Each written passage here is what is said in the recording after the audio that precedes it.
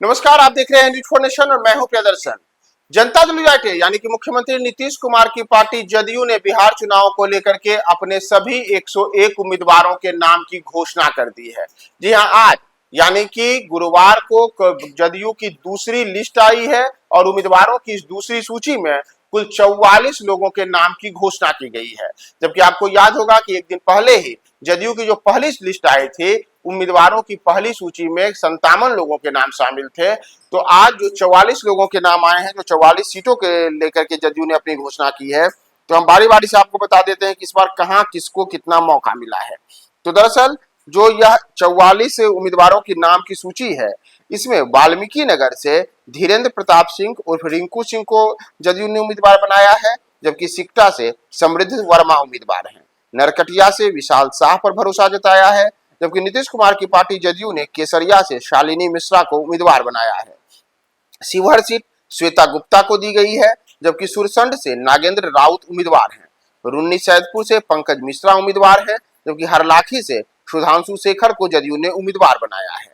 बाबूबरही से वीना कामत उम्मीदवार होंगे, जबकि फुलपरास से शीला मंडल को मौका दिया गया है। शीला मंडल नीतीश सरकार में मंत्री भी रही है। लौकहा से सतीश शाह उम्मीदवार हैं, जबकि निर्वली से अनिरुद्ध प्रसाद यादव पर नीतीश कुमार ने भरोसा जताया है। वहीं पिपरा की सीट से रामविलास कामत को उम्मीदवार बनाया गया है, जबकि सुपौल सीट से विजेंद्र प्रसाद यादव उम्मीदवार हैं। आपको बताएं कि विजेंद्र प्रसाद यादव ने ऑलरेडी नामांकन भी दाखिल कर दिया है और वह नीतीश सरकार में ऊर्जा मंत्री हैं, काफी वरिष्ठ नेता माने जाते हैं।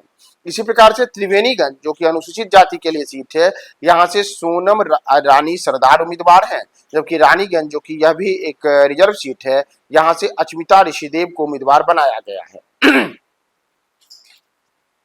अररिया सीट से शगुफ्ता अजीम को उम्मीदवार बनाया गया है, जबकि जोकीहाट से जनाब मंजर आलम जदयू के प्रत्याशी होंगे।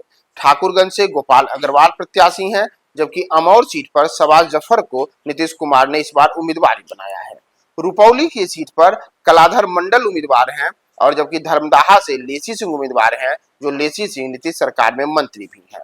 कदवा से दुलाल चंद गोस्वामी को उम्मीदवार बनाया गया है और मनिहारी से, जो कि सुरक्षित सीट है, यहाँ से शंभू सुमन को नीतीश कुमार ने टिकट दिया है।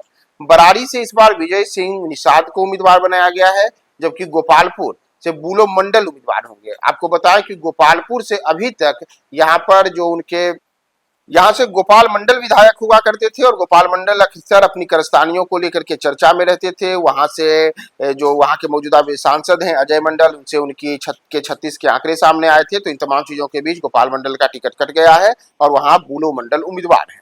भागलपुर की सीट है सुल्तानगंज, तो यहाँ से डॉक्टर ललित नारायण मंडल पर नीतीश कुमार ने भरोसा जताया है और कहलगांव सीट पर शुभानंद मुकेश को उम्मीदवार बनाया गया है। अमरपुर से जयंत राज उम्मीदवार होंगे और जयंत राज आपको बताएं कि नीतीश सरकार में मंत्री भी हैं। धौरैया की सीट, जो कि अनुसूचित जाति के लिए रिजर्व है, यहाँ से मनीष कुमार को नीतीश कुमार ने अपना भरोसा जताया है और मनीष कुमार यहाँ से उम्मीदवार घोषित किए गए हैं। बेलहर से मनोज यादव उम्मीदवार है, जबकि चैनपुर से मोहम्मद जमा खान को प्रत्याशी बनाया गया है, जो नीतीश सरकार में मंत्री भी रहे हैं। करहगर सीट से वशिष्ठ सिंह उम्मीदवार हैं, जबकि काराकाट से महाबली सिंह पर नीतीश कुमार ने भरोसा जताया है। नोखा की सीट से नागेंद्र चंद्रवंशी उम्मीदवार हैं और कुर्था से पप्पू कुमार वर्मा को उम्मीदवार बनाया गया है।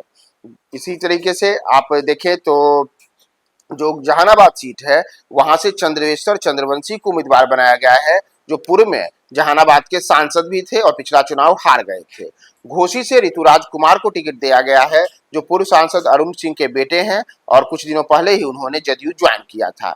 नबीनगर से चेतन आनंद को टिकट दिया गया है। चेतन आनंद इसके पहले शिवहर से विधायक थे और चेतन आनंद आनंद मोहन और के बेटे हैं, जो कि बाहुबली छवि के नेता माने जाते हैं। रफीगंज से प्रमोद कुमार सिंह को टिकट दिया गया है, जबकि बेलागंज से एक बार फिर से मनोरमा देवी पर नीतीश कुमार ने भरोसा जताया है। नवादा की सीट विभा देवी के खाते में फिर से दी गई है, जबकि चकाई झाझा से दामोदर रावत को उम्मीदवार बनाया गया है और चकाई से सुमित कुमार सिंह को उम्मीदवार बनाया गया है। सुमित कुमार सिंह पिछले बार निर्दलीय चुनाव लड़े थे और जीते थे। नीतीश कुमार की सरकार में मंत्री भी थे, लेकिन इस बार वह जदयू के टिकट पर चकाई से उम्मीदवार बनाए गए हैं। तो जदयू के इस प्रकार से जो कुल 101 सीटें एनडीए गठबंधन में मिली थी, उसमें तमाम सीटों पर जदयू ने घोषणा कर दी है उम्मीदवारों की।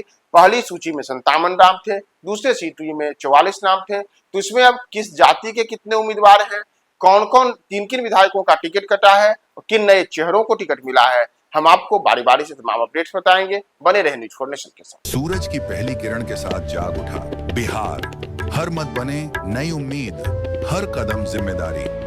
न्यूज़ 4 नेशन की अपील, 6 और 11 नवंबर को घर से निकलें, वोट करें और अपने भाग्य विधाता खुद बने।